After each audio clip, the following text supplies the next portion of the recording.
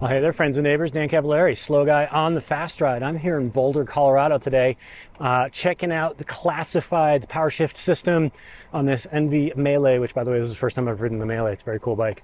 But the PowerShift system is also very interesting. This is my first time riding it. We did a mixed surface ride today, so a little bit of gravel, a little bit of road. And I have some thoughts. My initial impressions now, we're going to get into the nuts and bolts here in a moment, but my initial impressions of how this works is you're going to want this if you routinely need big jumps between gears, kind of like you would get with a front derailleur, but you want the smoothest possible transition between those gears. The PowerShift system is super smooth. You can do it under load, and it jumps what it feels to me about like if you were to shift down 3 gears on your cassette. So it's almost like a major adjustment, whereas your regular shifting is your fine adjustment. It feels a lot like getting a DRS boost if you're familiar with F1 at all. It's kind of like getting that like extra kick. And then you can shift it in the other direction and get back into the easier gears.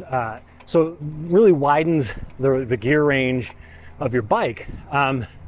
We didn't get a whole lot of terrain today where it made sense, but I think this would really make sense where, you know, you have, like for example, if you run out of gears, you know, and you're spun out on a long section on a race course, for example, you would want a bigger gear. You could jump with the PowerShift and get that bigger gear. So that's where I see it being very useful. I think this is a very useful tool for anybody that's going to go on a race course and be competitive. That's really where this is going to shine. Do you need it for everyday riding? Maybe, probably not. It depends on what your everyday riding looks like. I think if you do like what we did today, which a lot of multi-surface riding where, you know, yeah, you're going to hit some climbs, you're going to hit some dirt, but then you're going to also have long sections on pavement or, you know, flat sections where you really want to drop into a harder gear and push. That's where this is going to come in handy. And as one-by systems become more and more common, this makes a lot more sense, unless you want to go back to a front derailleur, which is less smooth of an operation, adds weight, adds complexity. I think this is a really interesting solution. But right now, I think there's 5 different wheel brands that actually make wheels that are compatible with this shifting system, this hub.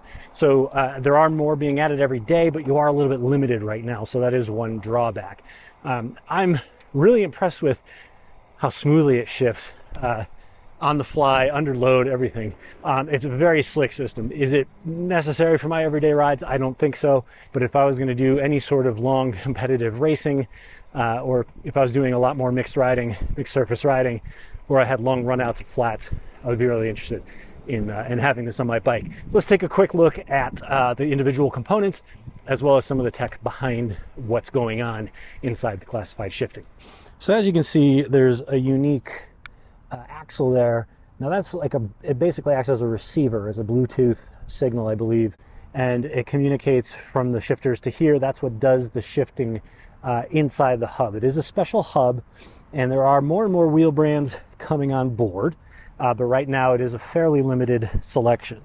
On this side, you can see it all looks like a fairly, you know, standard drivetrain, nothing unusual. It's just your SRAM Force drivetrain, and up here your shifters.